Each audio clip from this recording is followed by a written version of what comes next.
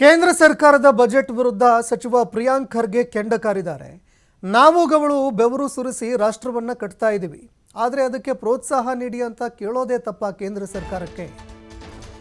ದೇಶ ಬೆಳವಣಿಗೆ ಆಗೋದಕ್ಕೆ ನಮ್ಮ ರಾಜ್ಯದ ಕೊಡುಗೆ ಅಪಾರವಾಗಿದೆ. ಅನೇಕ ಕೊಡುಗೆಗಳನ್ನು ನಮ್ಮ ರಾಜ್ಯ ಕೂಡ ಕೊಡ್ತಾ ಇದೆ. ನಾವು ಕೂಡ ಅಂಕಿ ಅಂಶಗಳನ್ನು ಇಟ್ಕೊಂಡೇ ಅನುದಾನ ಕೇಳ್ತಾ ಇದ್ದೀವಿ. ನಾವೇನು ಸುಖ ಸುಮ್ಮನೆ ಅನುದಾನ ಕೇಳ್ತಾ ಇಲ್ಲ. 25 ಎಂಪಿಗಳನ್ನು ಇಟ್ಕೊಂಡು ಸಾಧನೆ ಮಾಡ್ತೀವಿ ಅಂತ ಬಿಜೆಪಿಯವರು ಹೇಳಿದ್ರು. ಗೆಲ್ಲಿಸ್ಕೊಡಿ ನಮ್ಮನ್ನ, ನಾವು ಸಾಧನೆ ಮಾಡ್ತೀವಿ ಅಂತ ಹೇಳಿದ್ರು. ಆದರೆ ನಿನ್ನೆ ಮಂಡಿಸಿದ್ದು ರಾಷ್ಟ್ರೀಯ ಬಜೆಟ್ ಅಥವಾ ಬಿಹಾರದ ಬಜೆಟ್?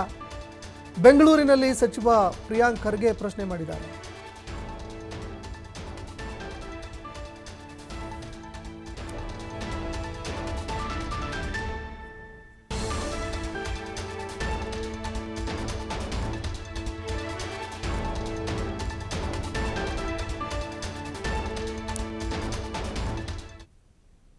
ಬರಬೇಕಾಗ್ತಾ ಇರುವಂಥ ಪಾಲು ನಮಗೆ ಬರ್ತಾ ಇಲ್ಲ.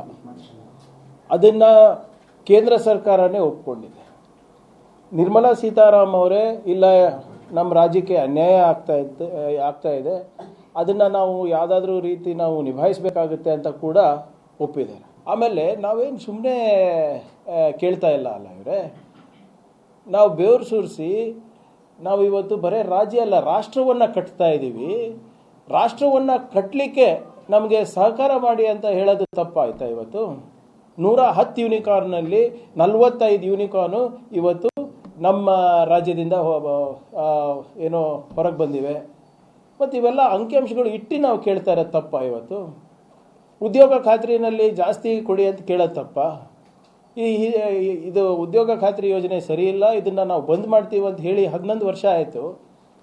ಅವ್ರು ಇನ್ನೂ ಕೊಡ್ತಾ ಇದ್ದಾರಲ್ಲ ದುಡ್ಡು ಇದಕ್ಕೆ, ಆದರೆ ಅದ್ರ ತಕ್ಕಂಗೆ ಕೊಡ್ತಾ ಇದ್ದಾರಾ? ಉದ್ಯೋಗ ಸೃಷ್ಟಿ ಮಾಡುವಂಥ ರಾಜ್ಯಗಳಿಗೆ ಹೆಚ್ಚು ಅನುದಾನ ಕೊಟ್ಟರೆ ಯಾರಿಗೆ ಒಳ್ಳೇದಾಗುತ್ತೆ? ರಾಷ್ಟ್ರಕ್ಕೆ ಒಳ್ಳೇದಾಗುತ್ತೆ ಅಲ್ವಾ? ಅದಕ್ಕೆ ಕರ್ನಾಟಕಕ್ಕೆ ಕೊಡಿಯಪ್ಪ ಅಂತ ಕೇಳ್ತಾ ಇರೋದು. ಇವರೇ ಅಲ್ವಾ ಜಂಬ ಕಸ್ಕೊಂಡಿದ್ದೇವೆ, ಎದೆ ತಟ್ಟು ಹೇಳ್ತಾ ಇರೋದು 25 ಎಂಪಿಗಳು ಇದ್ದೀವಿ, ನಾವು 28 ಎಂಪಿಗಳಿದ್ದೀವಿ ಕರ್ನಾಟಕದಿಂದ. ನಮಗೆ BJPಯಿಂದ ಏನು